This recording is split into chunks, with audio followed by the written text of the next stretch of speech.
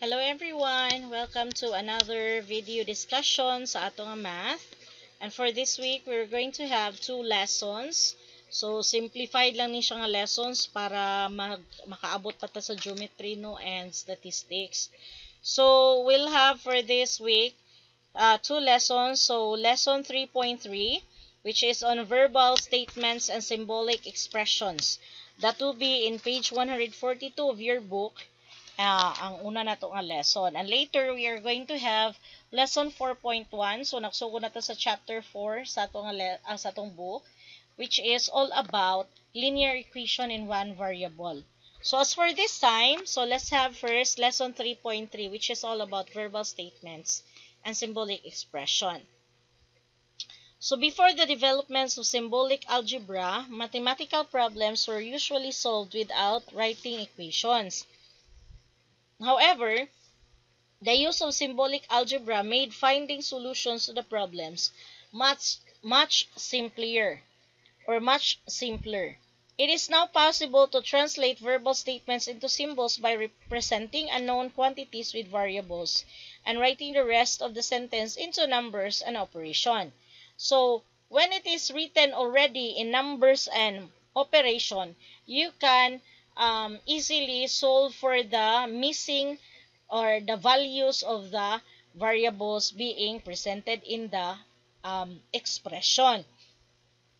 So, in this section, we are going to discuss some basic words and phrases, their equivalent mathematical operators or symbols, and sample phrases and their translation. And so, I would like to direct you to study the tables on page 142 up to 144. So, kindly study closely sa mga gihatag dinha ang examples na ata dinhay mga gigamit nga mga sample phrases and translation for each operation. So, take note, ana bitaw nga mga italicized word like total of, added, plus, increased by, more than, greater than. Kana sila nagrepresent na sila og addition nga operation. Kumayon pod og difference between, subtracted from, minus, decreased by, less, less than, diminished by, kana sila one po na sila subtraction. We have the product of, multiplied by, times, of, twice, kana sila thrice, multiplication sad na. And by the way, when we multiply, again ha, ang kung variable o number magtapad, so pwede rin mo silang taparon unahon ang number o sang variable. But if you're multiplying two mga monomials na with variable and number combined na, separate them by using parentheses na, dili x. Okay? So, kindly study again. Study closely and understand kaya na ang translation of phrases to the symbolic nga expression. Wa gyoy lain nato nga magamit on this lesson class aside from reading and understanding it closely. Okay? So, magamit ning inyuhang abilidad karon sa English, sa grammar, sa comprehension. Okay? There is no other way. So, ma-learn na to ang numbers nyo, numeric, pero ang kanang pagsabot din giunsa pagsuwat ang ato ang statement, it's all on you na gyud nga magsabot para ana. Okay? Now, verbal statements to mathematical expressions. So, I'm going to discuss some of the basic nga mga rules. Kung unsaon. So, ingon ani lang ni siya. For example, a number increased by 11. So, it is very simple. However, wala ta wala ta kahibaw unsa ni siya nga number. Therefore, kung kani siya wala ta kahibaw si a number, ato ni siyang alid-an og variable. You can use any letter from A to Z. Small letter lang ha. So, mostly, ang ginagamit nato is X. Ang ginagamit. So, if this is an unknown, so, we will let our missing number or unknown number x. So you write x increased by, so that means addition, so add, and then 11. So that's simple. That is your mathematical expression. But kung makakita na gani mo ani class, kanini ang more than. When we say more than, that is read as 20 more than twice a number. Ang buti ang pagkasabot is, ang twice a number, more it's like 20 more. So, ang twice a number, 20 more compared to twice a number. So, if your twice a number is like this, so you have 20 more. So, plus 20. Okay. So, nabali siya. So, dili na siya pwedeng mabali ang pagkasuwat. Makakita ka ni mo more than, kananay than diha unahon ni mo suwat ang ikaduha nga expression stated kaysa nag-una sa imuha.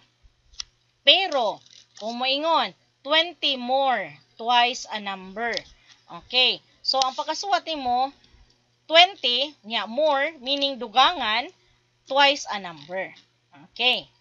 So, nakuha ang difference. So, kung maglibog, balik-balik ka lang ang tanaw, i-compare silang duha. Same with less than. When you see 1 less than the square of a number. So, but pasabot na, 1 less. Compare the square of a number. So, what's this? The square of a number? X squared. Less man, but pasabot minus, then 1. Okay. Again ha, dili pwedeng magbaylo ang duha. 1 less, kung walay than, meaning 1, kuhaan, less, the square of a number. Okay. Ingana lang. Simple.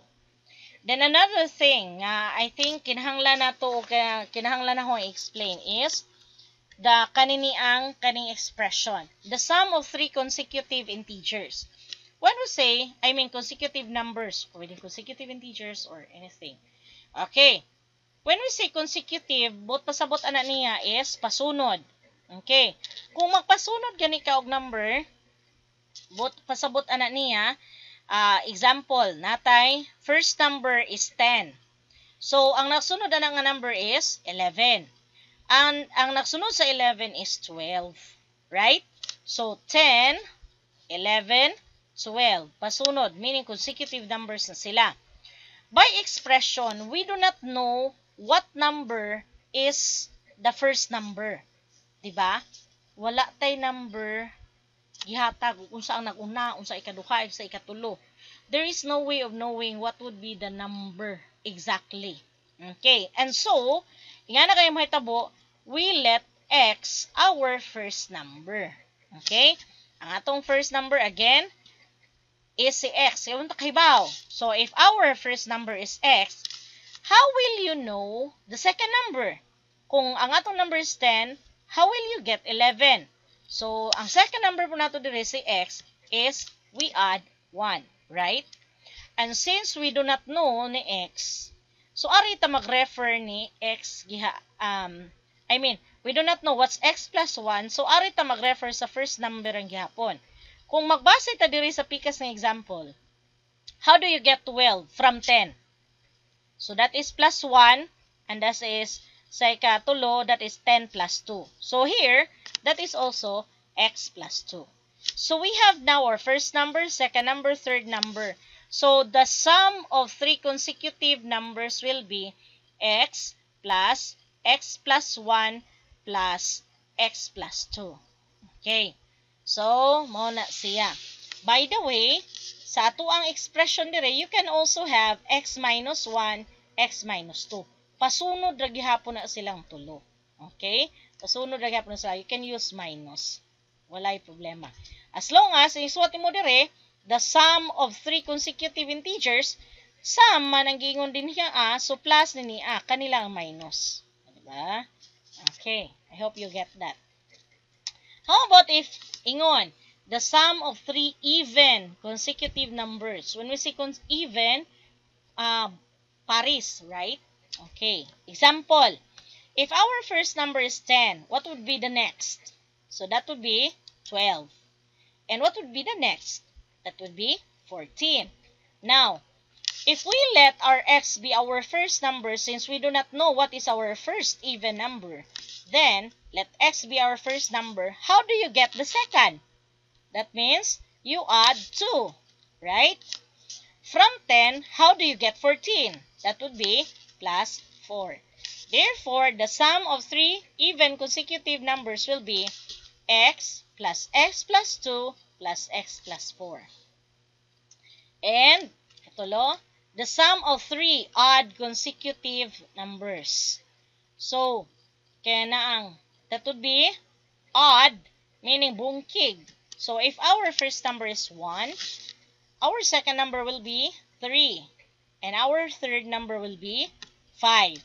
So, wala ta kahibaw again. So, we let x be our first number. Then, first number is x.